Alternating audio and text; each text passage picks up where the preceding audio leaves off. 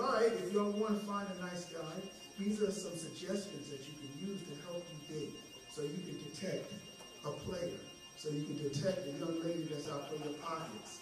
It's called How to Avoid the Game in Hip-Hop Dating. And these are suggestions.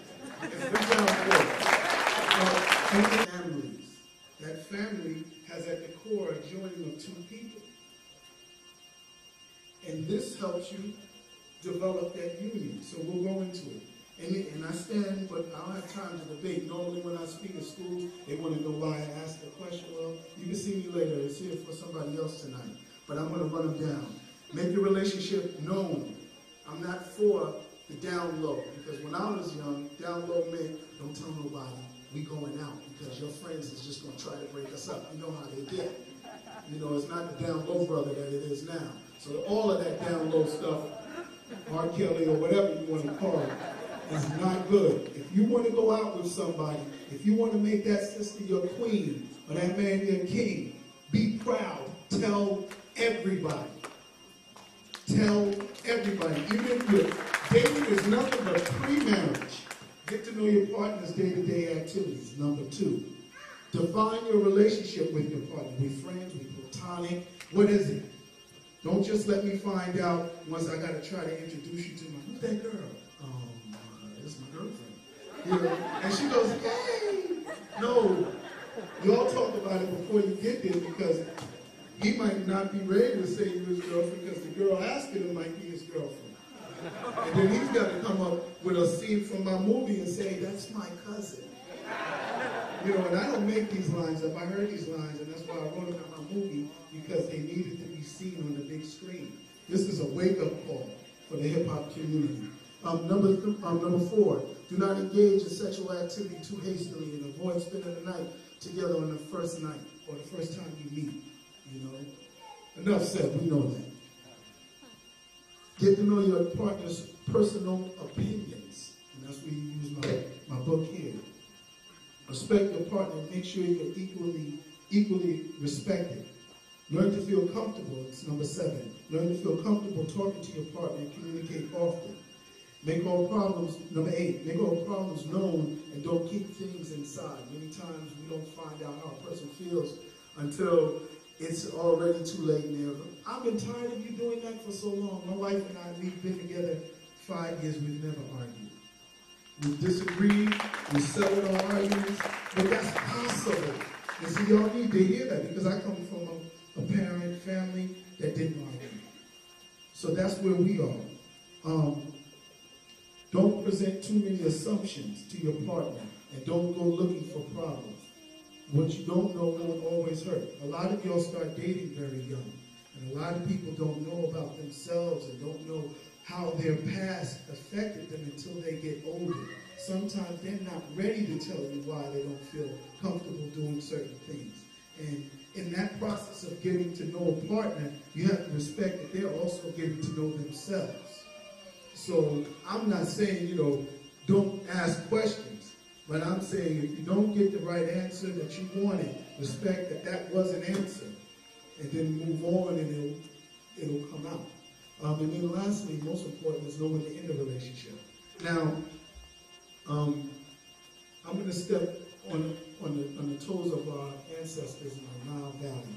When I made this last part of my book up, and this is what I pitched to Zulu Nation, I pitched to Temple of Hip Hop, even Chris. This is what I plan to bring to the National Hip Hop Political Convention, is our hip hop dating codes. And when we talk about knowing how to defend yourself, we also talk about something that we can do by way of laws. I was influenced by the 42 oracles of Ma'at, our judicial system that Moses knew before he went up to talk to God. He learned 42 things that were deeper than the 10 Commandments. And I start off with these, and I've been presenting these around the country. I have handouts for everybody that's in here. I also have a website you can go to. Number 1, I will only date one person at a time. Number 2, I will not be physically intimate on the first date. That's a repeat. But I'm asking people to pledge to these.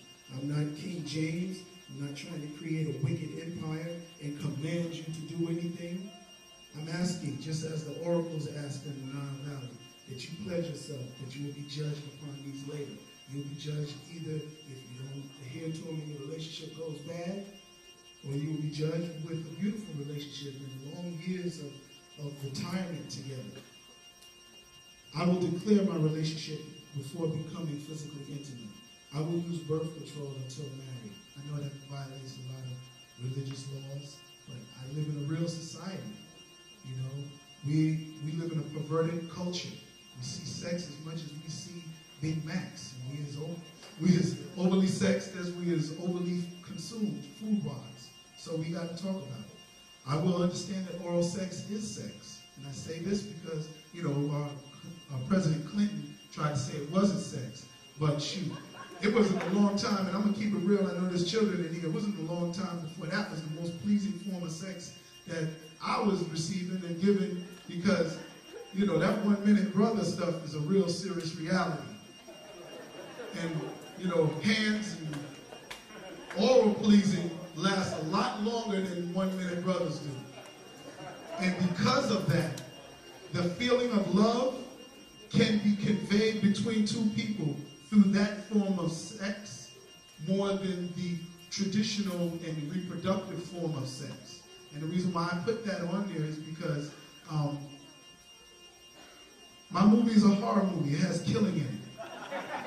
I say that because this statistic just said on TV yesterday, 1 out of 6 people get killed by a person they're married to or intimately involved with. And see, when you don't think that oral sex is sex, you don't understand that strong feelings can come from that activity. And when you just say, oh, she didn't do anything to me, and you walk off with another girl, you might have really hurt her feelings. And we have to be respectful of each other. Number 6, I will not be physically intimate with somebody while in a relationship. I will not cheat. I will not be physically intimate with someone who is in a relationship. Number 7, I will not choose to date solely upon appearance. That's important. I will not seduce anyone into being physically intimate against their will. And number 10, I will decide for myself when I want to become physically intimate. These are the solutions, and these are the things that I put forth as my 2 cents. I'm not the nation. I'm not, you know, God. I'm not Jesus. I'm not saying that these are anything more divine than you are, I am, or you are. I'm just saying, here's a way for us to start putting this together. We've got a lot of issues out there. Everybody wants to talk about the sexism and the misogyny in hip-hop. I want to have wedding rings and families in the audience. I want to have that. I want to play a role in making that happen. And if you're not in an organized religion and adhering to those values, you may not have any values. So maybe these values can help you. But again, thank you very much.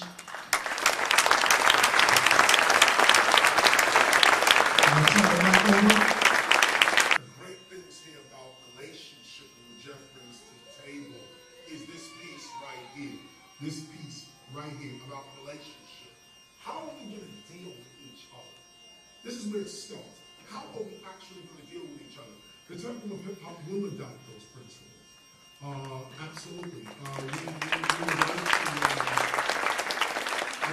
was listening here on the side. We were also talking about this in terms of relationship, because we're getting requests from a variety of hip hop families that want to get married. They're asking the Temple of Hip Hop to marry them.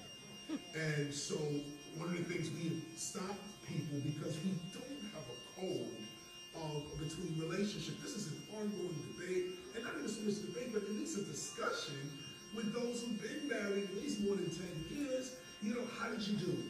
What did you do? And then for you to come with these suggestions, codes, principles, this is right up our alley. We definitely want to adopt that, and we'll be talking afterwards. The video as well, I already bought my copy. So if we can help promote your book as well, because this is where it starts. How are we going to deal with each other? How do we really deal with each other?